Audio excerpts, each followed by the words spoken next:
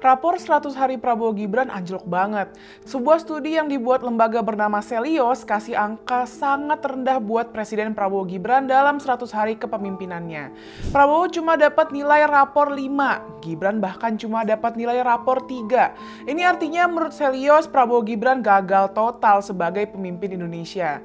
Sejumlah menteri juga mendapat nilai merah. 3 menteri dengan rapor terendah adalah Natalius Pigai, Budi Aris Setiadi, dan Bahlil Lahadalia. Hasil studi Selios beda banget sama survei Litbang Kompas yang juga baru aja diumumkan.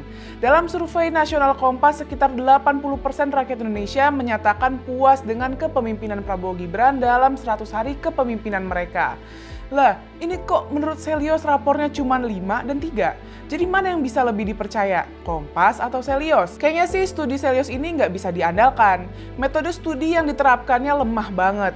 Selios ini meminta pendapat dari 95 jurnalis dari 44 media yang ada di Indonesia.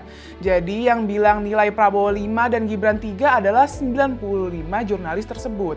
Mereka menyebut metode studi mereka expert judgment, atau kalau di Indonesia kan bisa diterjemahin jadi penilaian para ahli. Sebenarnya boleh-boleh aja mereka hanya bertanya pada para ahli. Masalahnya mereka tidak menjelaskan siapa jurnalis yang disebut sebagai para ahli. Mereka juga tidak menjelaskan dari media mana aja para jurnalis itu dipilih. Mereka juga tidak menjelaskan bagaimana para jurnalis itu dipilih oleh Selios untuk diwawancara. Kan nggak semua jurnalis bisa disebut ahli. Kan ada tuh jurnalis abal-abal, ada jurnalis pinter.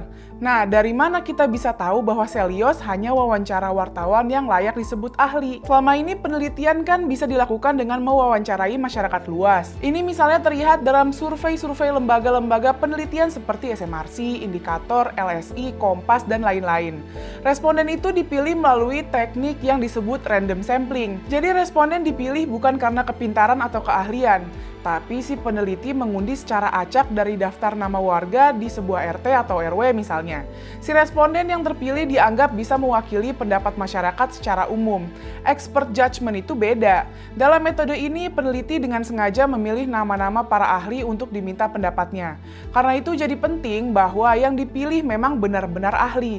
Jadi jujur aja hasil studi Selios ini sangat diragukan. Selios sendiri menyebut diri mereka lembaga think tank yang fokus pada analisa makroekonomi, moneter, transisi energi, dan tata kelola mineral kritis. Nama direktur eksekutifnya adalah Bima Yudhistira. Di websitenya dia disebut lulusan S1 FEB UGM dan S2 di University of Bradford, Inggris.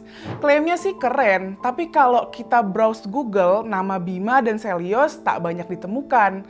Mungkin aja mereka masih belajar bikin studi lapangan yang bisa diandalkan dan dipercaya. Temuan Selios ini tentu aja nggak perlu diabaikan begitu aja, tapi yang penting kita tahu nilai rapor mereka itu punya banyak kelemahan. Yuk jujur dalam melakukan penelitian.